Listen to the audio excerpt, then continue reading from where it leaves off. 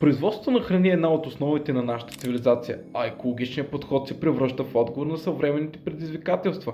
Професията производител на биохрани съчетава традицията със съвременни, щадящи околната среда методи, за да осигури здравословна храна, без да вреди на природата.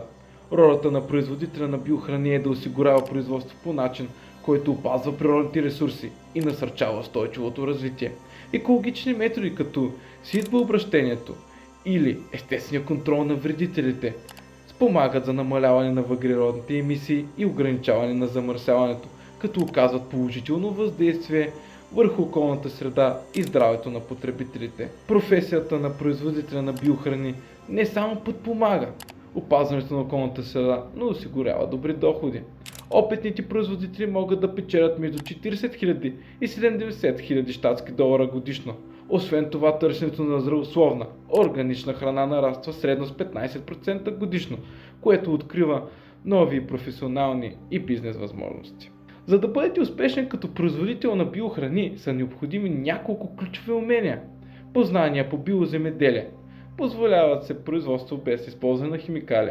Ефективно управление на природните ресурси. Оптимално използване на водата и грижа за плодородието на почвата. Познаване на съвременни земеделски техники, като пермакултура или напоителна система с пестене на вода.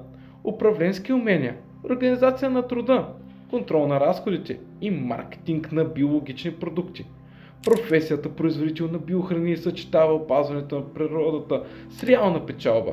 Като работите в тази сфера, подкрепяте околната среда, осигурявате здравословна храна и откликвате на нуждите на все по-осъзнатите потребители.